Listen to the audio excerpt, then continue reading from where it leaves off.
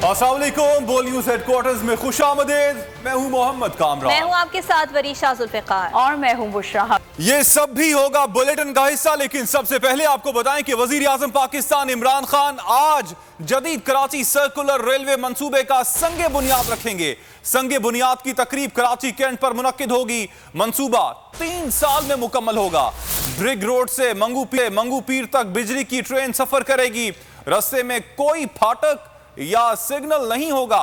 Track पर underpasses और flyovers बनाए जाएंगे। अपडेट कर रहे हैं आपको, वजीर आजम पाकिस्तान इमरान खान आज जदीद कराची सर्कुलर रेलवे मंसूबे का संगे बुनियाद रखने जा रहे हैं। संगे बुनियाद की तकरीब कराची कैंट पर मुनक्किद की जाएगी। आपको मजीद बताएं कि यह मंसूबा 3 साल में मुकम्मल होगा। ड्रिग रोड से मंगू पीर तक बिजली की यह ट्रेन सफर करेगी।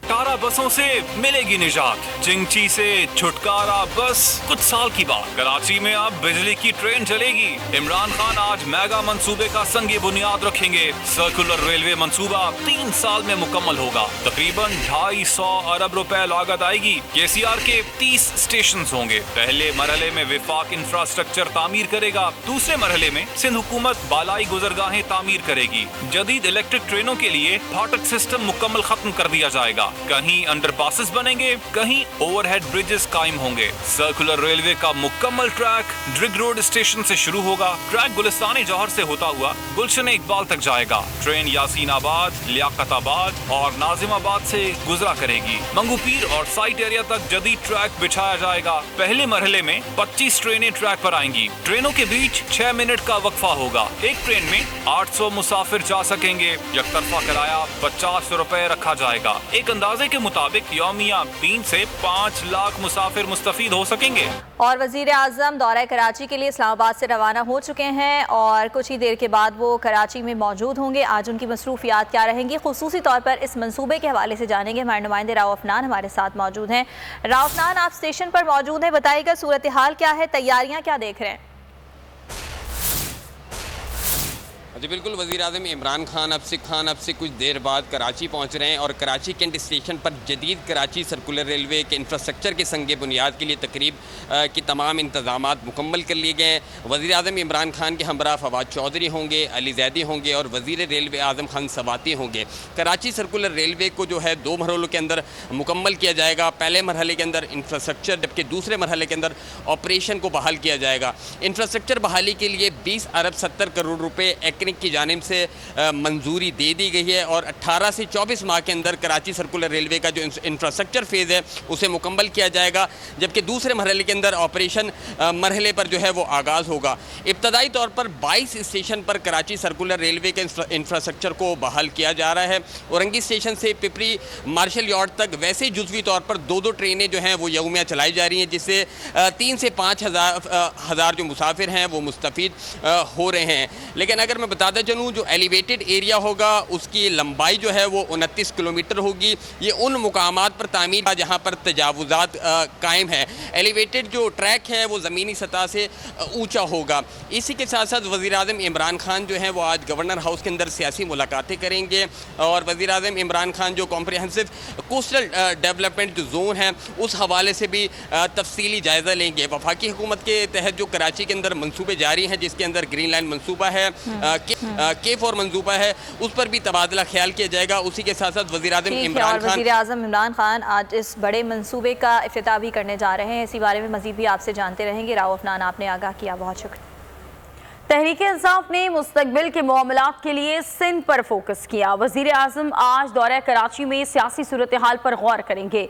गवर्नर हाउस में PTI और इत्तेहादी जमातों से मुलाकातें होंगी। उलमाए कराम और बिजनेस कम्युनिटी से मुलाकात भी तय है।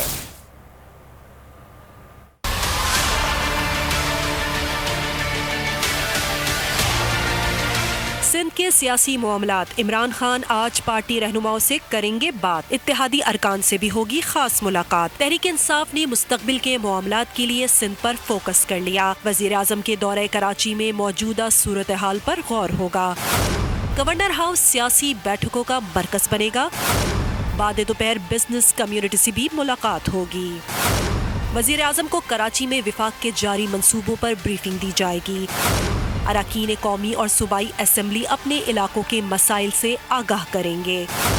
गवर्नर हाउस में उलमाए कराम की वजीर आजम से मुलाकात भी तय है।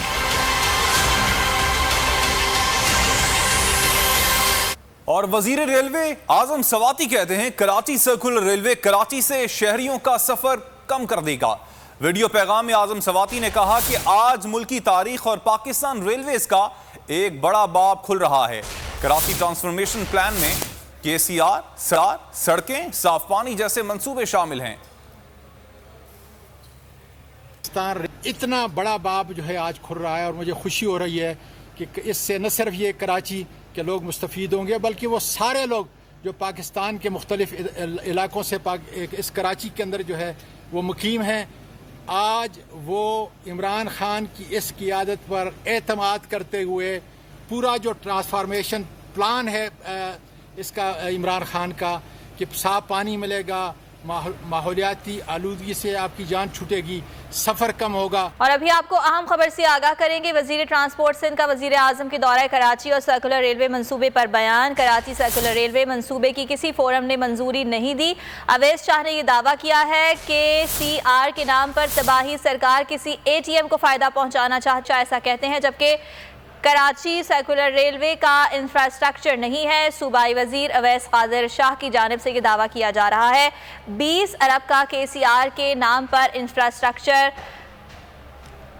पिक्चर बनाकर ज़ाया किया जाएगा। वजीर ट्रांसपोर्ट का ये भी कहना है। आपको आगाह कर रहे हैं कि कराची सर्कुलर रेलवे के सर्वे में भी 2 साल तक लग सकते हैं। अवैस कादिर शाह की जानिब से ये रद्द अमल सामने आया है। एक और अहम खबर आप तक पहुंचाएंगे। कराची के मुख्तलिफ इलाकों में हल्की बारिश, कुरंगी, मली, लांडी और गर्दोनवा में हल्की बारिश के बायस शहर में गर्मी में कमी। मरियम हसन इस बारे में मजीद आगाह करेंगी। मरियम, बताइएगा बारिश का ये सिलसिला कब तक जारी रहेगा? महकमा मौसमियात क्या बता रहा है? देखिए, शहर में जो है अचानक से शदीद गर्मी और अरेबियन सी में एक सर्कुलेशन मौजूद होने के सबब जो है शहर के जो मशरकी इलाके हैं वहाँ पर हल्की बारिश का सिलसिला जो है वो शुरू हो चुका है। महकमा मौसमियात के मुताबिक शहर के मुख्तलिफ इलाकों में आज हल्की बारिश और बूंदाबांदी का इम्कान जो है वो जाहिर किया जा रहा है। शदीद गर्मी के सबब जो है ये लोकल डेवलपमेंट हुई है, जिसके सबब लांडी, कोरंगी, मलीर, उसके साथ साथ स्टील टाउन, गुलशन हदीद और गुलशन मेमार में हल्की बारिश और बूंदाबांदी का सिलसिला जो है वक्फे से जारी है। याद रहे गुलाब जो है गुज़िश्ता रोज भारतीय रियासत उड़ीसा से जो है वो टकरा चुका है और अब उसका रुख जो है वो भारतीय गुजरात की तरफ है। आज जी ठीक है मरियम, बहुत शुक्रिया। आगे बढ़ते हैं। तजावुजात गिराने का हुक्म अदालत ने दिया, वजीर आला सिंध कैसे इनकार कर सकते हैं? सुरजानी टाउन तजावुजात केस में सिंध हाई कोर्ट ने SBCA के वकील की गैर जिम्मेदाराना बयान पर सरजनिश कर दी। रिमार्क्स दिए, वजीर आला को बुला लेते हैं, क्या वो कानून से बालातर हैं? सरकारी वकील ने भी तजावुजात गिराने से रोकने से मुताल्लिक वकील के बयान को हकाइक के मनाफी करार दे दिया।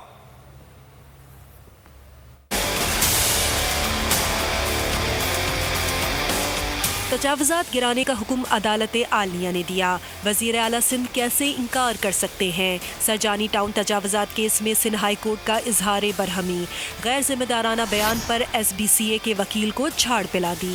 दौरान समात वकील ने मौक़िफ़ इख्तियार किया, तजावुजात नहीं गिरा सकते, वजीर आला सिंध ने कच्ची आबादी गिराने से रोका है। अदालत ने इस्तफसार किया, क्या वजीर आला कानून को बुला लेते हैं?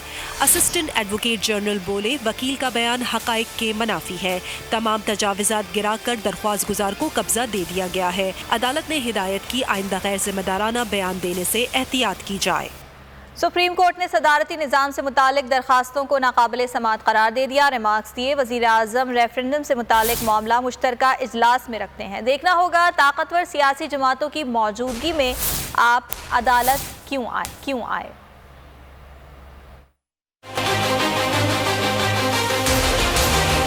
सदारती निज़ाम से मुतालिक अर्जियों पर रजिस्ट्रार ऑफिस के एतराज़ात। सुप्रीम कोर्ट ने दरख्वास्तों को नाकाबिले समात करार देते हुए रिमार्क्स दे दिए। इस्तिफसार किया कि ताकतवर जमातों की मौजूदगी में अदालत से रुजू करने की जरूरत क्यों पेश आई। वजीर आजम अपने रेफरेंडम का मामला मुश्तरका इजलास में ले जाते हैं। अब तक ये मामला वजीर आजम या पार्लिमान के सामने आया। अदालत ने अहमद रजा कसूरी से दरियाफ्त किया कि आईन बनाते वक्त आपने पार्लिमानी निज़ाम हुकूमत की मुखालिफत क्यों नहीं की? क्या ये फर्द वाहिद की ख्वाहिश साजिश है। अदालती इस्तफसार पर अहमद कसूरी ने दलाइल दिए कि सियासतदान मुल्की मफाद का नहीं सोचते तो क्या मैं भी खामोश हो जाऊं? मैं फर्द वाहिद नहीं बल्कि एक इदारा हूँ। आइन बनाने वालों में से वाहिद शख्स जिंदा मौजूद हूँ। मुल्क को 2 लख्त होते देखा, उस वक्त भी आईनी दस्तावेज की मुखालफत की थी। जस्टिस मंसूर ने टोकते हुए रिमार्क्स दिए, अदालत को गैर मुतालिका मामलात में मत उलझाएं। सब्सक्राइब करें और बेल दबाएं ताकि कोई खबर रह न जाए।